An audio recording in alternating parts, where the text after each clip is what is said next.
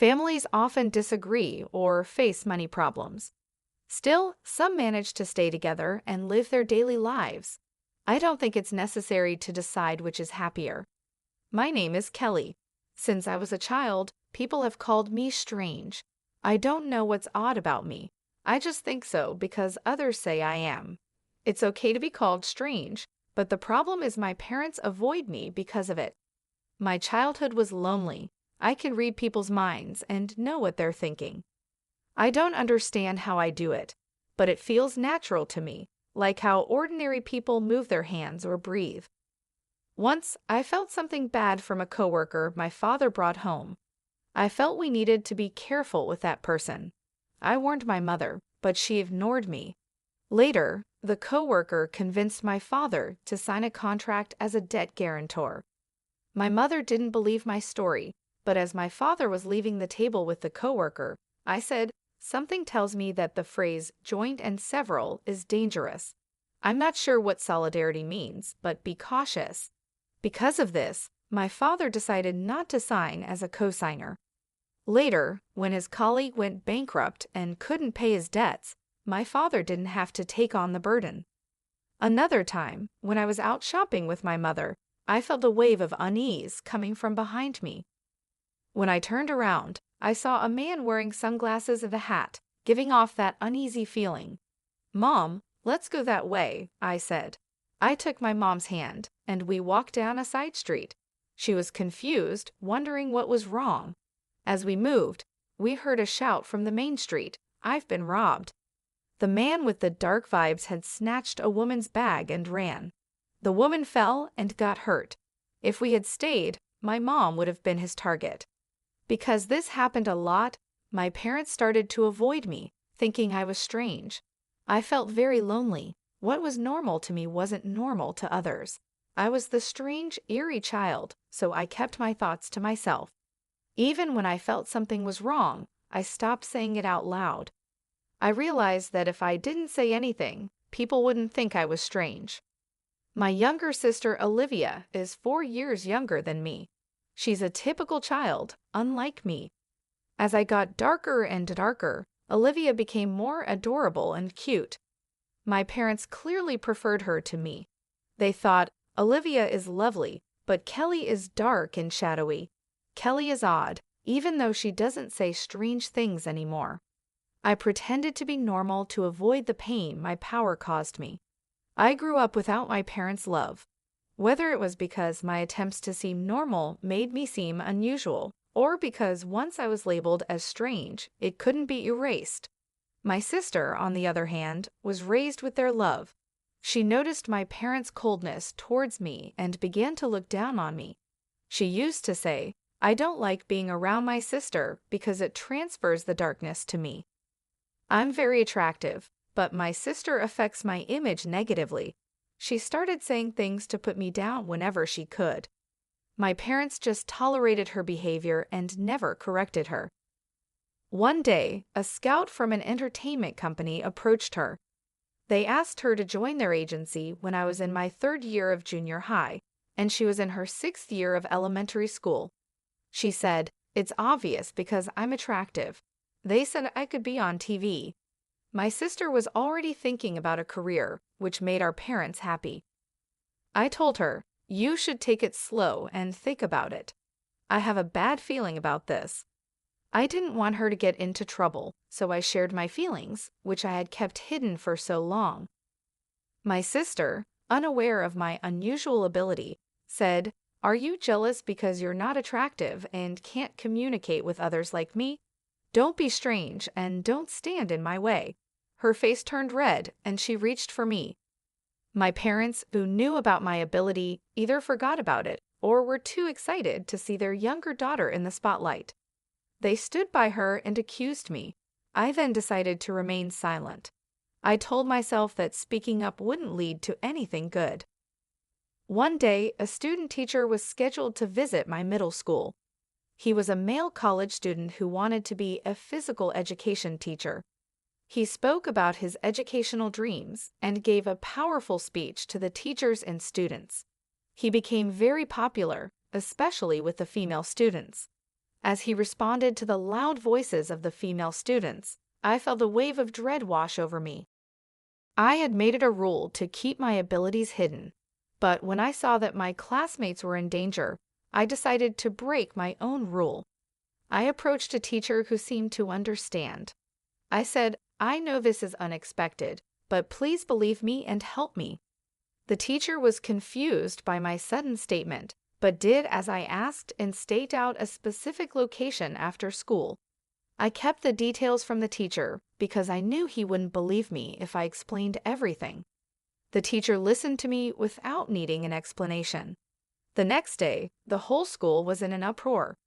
The student trainee had broken the law by entering the women's restroom with a video camera. The teacher had staked out the area and caught him within 20 minutes. Because of this, the female students were not victims of voyeurism and were spared from being humiliated. Meanwhile, my younger sister enthusiastically joined the entertainment agency that scouted her. However, there were no lessons or auditions, just high fees to pay. Then, the agency suddenly closed down. My sister had been scammed. She screamed and cried, blaming me. "It's all because of you. You ruined my future. It's your fault." Even though it was an absurd accusation, she believed it. This belief helped her cope, but it was a disaster for me. My parents didn't say anything ridiculous, but they did notice she was distancing herself from me and getting closer to them. As the strange child, I felt lonely again. While I was glad I had helped everyone at school, I worried my actions would make things worse for me. The next day, the teacher who had listened to me called me to the staff room. I was scared of being labeled as strange again. When I entered, the teacher said quietly, "You knew this was going to happen about a week ago, didn't you?" Without warning, I knew it was pointless to lie. So, I told him about my mysterious power. It was the first time someone understood what I was going through. The teacher explained that he knew someone with my ability, his aunt. "I've known about her for a long time." "I understand you have a lot on your mind," he said. "You'll feel better if you get advice from someone who understands," the teacher said. Then he introduced me to Nicole. She looked me in the eyes and said, "It's natural to be concerned, but you don't have to suffer." Her kind, deep eyes seemed to see everything and drew me in. Nicole had the same power as me since childhood and had spent her life troubled and hiding it. Hearing her story, someone who had gone through similar experiences started to free me from my fears and doubts. From that day, Nicole became my mentor, though she laughed when I called her that and said, "Just call me Nicole." Nicole changed my life. I had lived a modest, shadowy existence, hiding who I was, but she transformed my consciousness. Gradually, I began to live my daily life as a normal girl. However, since the incident with the entertainment agency, my sister and I have grown apart. She rarely talks to me, and when she does, it's usually to complain or make fun of me. My psychic abilities couldn't predict her emotional shifts. She would say things like, "What's the big deal about you getting accepted to college? Aren't you just a mental flower garden?" My sister had failed the entrance exam for her first choice high school, even though she was told she would definitely pass. She ended up at a high school she considered her second choice. She was furious when I got accepted to her top choice university. I wasn't happy about it or bragging to her. She just made assumptions and disrespected me. My parents only consoled and coddled my sister during her difficult time and told me to stay away and not bother her. Despite growing up and becoming a better person since meeting Nicole, my sister still didn't seem to like me. I guess my sister doesn't like me unless I'm dark and gloomy. My sister is very intelligent, so it's surprising she didn't pass the high school entrance exam. She was very frustrated and put that frustration into her studies at the high school she enrolled in. She ended up being the top student for 4 years and got accepted into a difficult national university on her first try. She said, "I got into the hardest university. Yours isn't as good as mine." I responded to her satisfied remark with a lighthearted, "Yeah, I guess so." I knew getting too involved with her would be a bad idea. My sister took my light response as an insult and lashed out at me.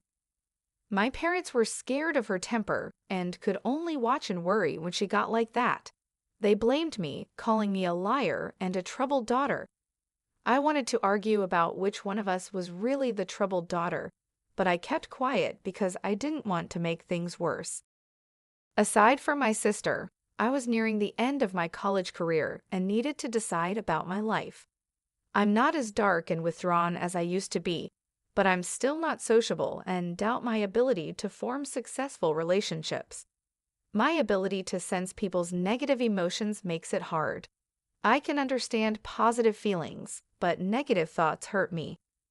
I've been overwhelmed by negative emotions at school and almost stopped trusting people.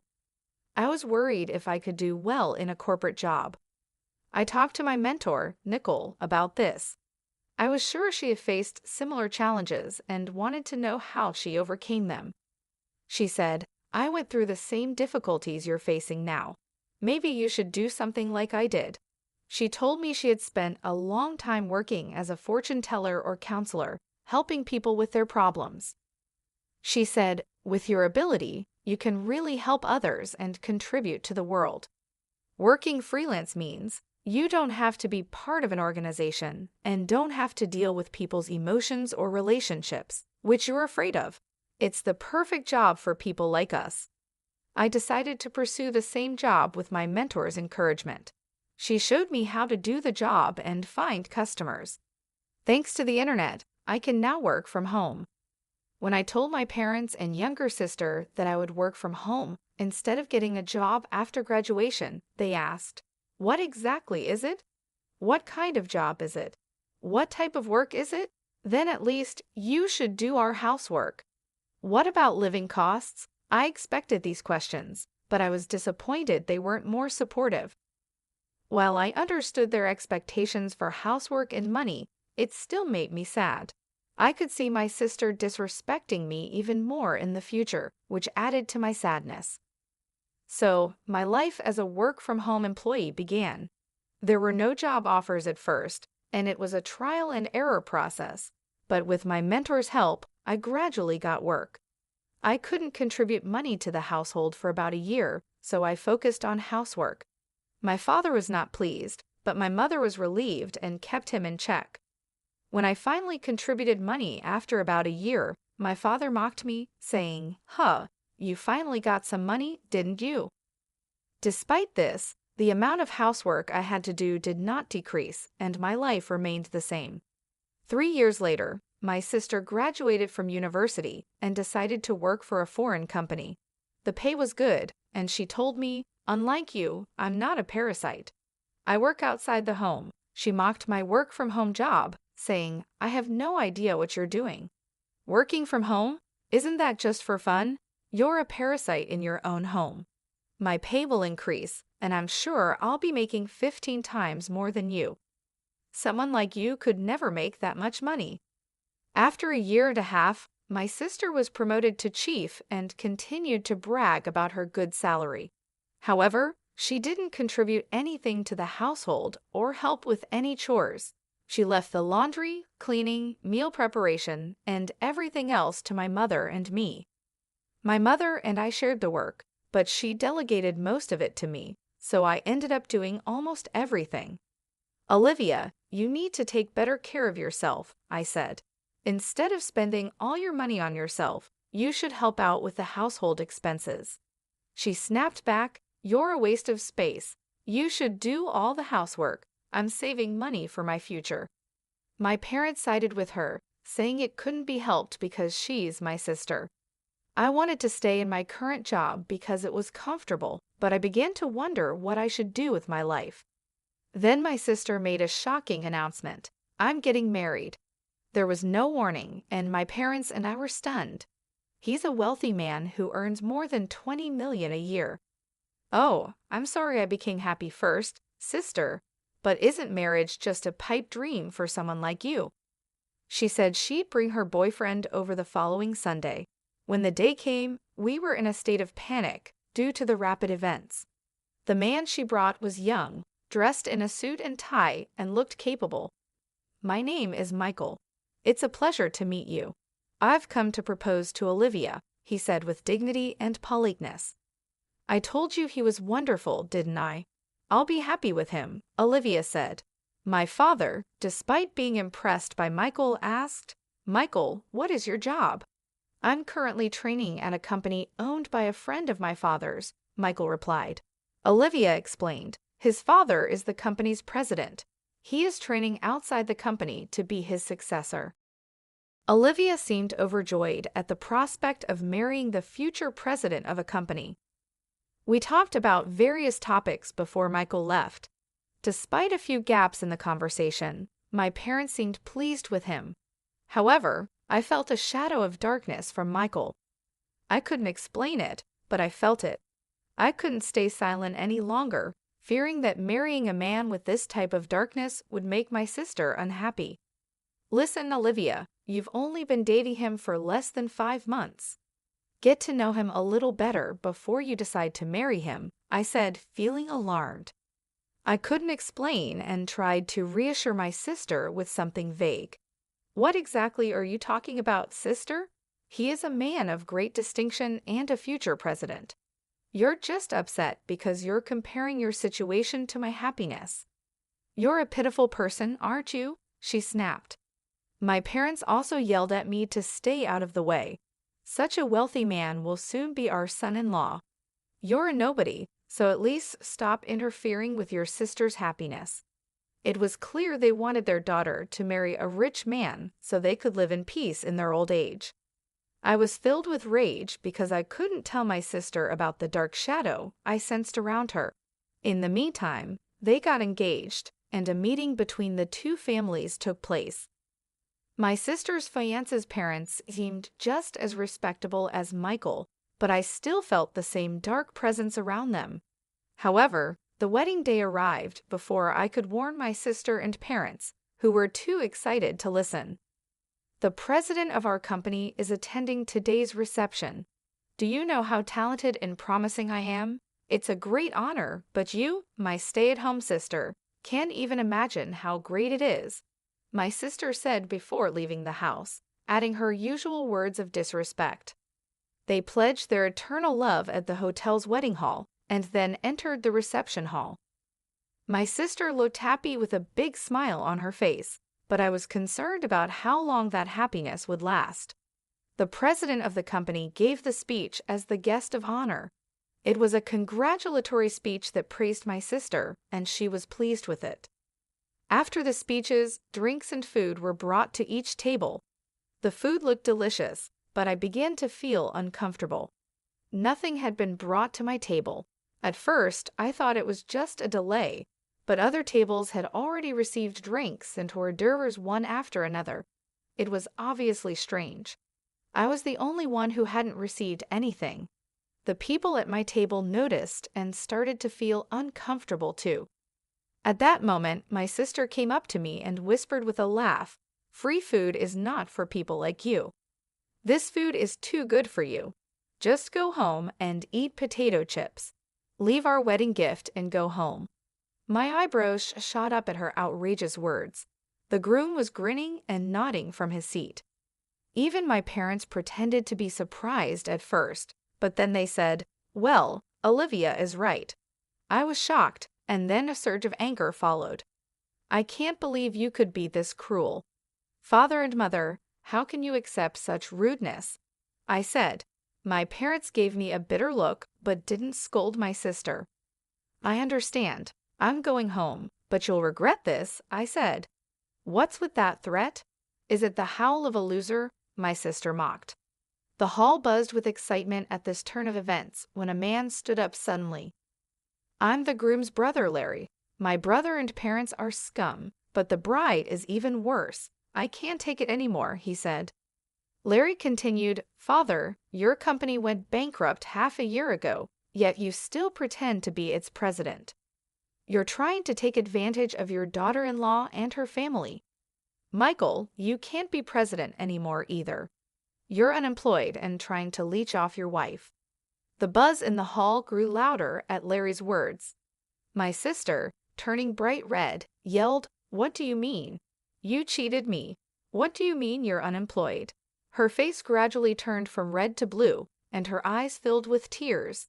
My parents were also clueless and began screaming. The screams of my family echoed through the hall. Both the groom and his parents were stunned and silent. In fact, before the wedding, I had received Larry's confession and apology. I had asked Larry not to hesitate to speak his mind if something happened during the reception. As my sister blamed Larry with anger and resentment on her face, another man stood up, looking like he had enough. It was the president of my sister's company. Enough of this. This is not right, he said. You have no right to blame the groom. What makes you think you can criticize his brother? His voice was filled with anger, and my sister looked frightened. I didn't attend your ceremony for your sake, he said. If you weren't Kelly's sister, to whom I owe so much, I wouldn't be here.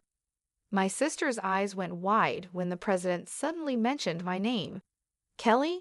What does she have to do with this? The president explained, Kelly has saved many companies from crisis. She is like a goddess to us business owners. Under her mentor's guidance, she started as a fortune teller and life consultant, and then became an advisor for corporate revitalization. Although she had no managerial knowledge, she used her powers to show companies the right path. One after another, the companies she advised experienced amazing recoveries. Because of this, she is known as a teacher and a goddess. Your company was also consulted 7 months ago, and with her advice, it became stronger. My sister, shocked, said, Oh no, I didn't know anything about that. Aren't you just a stay-at-home nobody? Thanks to Kelly, my business is going well. I have a good job and now earn more than you do. I put enough money into the house, but my parents don't care about me. What do you think all that money was for? It wasn't Olivia's, the president clarified. My parents seemed to have misunderstood. There was no way Olivia could have brought money into the house. The wedding party broke up in confusion. The wedding gifts were fully refunded to everyone. My sister sobbed, How are we going to pay for this ceremony now that we don't have the money from the gifts? Besides, I relied on Michael's income and signed a contract for a condominium in my name. I can't pay the rent by myself if I'm unemployed. Michael coldly replied, You signed the contract on your own, didn't you? I don't know anything about it. Divorce, divorce, divorce, you crook. My sister's marriage quickly fell apart. It was a mess, and this chaos was the result of his malicious behavior. Afterwards, my sister divorced Michael and demanded alimony. Michael and his parents couldn't afford to pay a large amount, and they barely managed to cover the wedding hall costs. They couldn't afford the condo they had signed for, so it was canceled before they ever lived in it. However, the loan balance remained a heavy burden on my sister. The outrageous behavior at the wedding spread quickly among the company officials who attended. My sister lost credibility, and the company president demoted her to a lower position.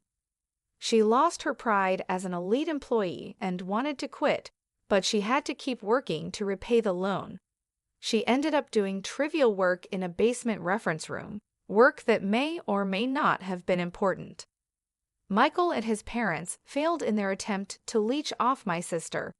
They are now struggling to make ends meet by working day jobs.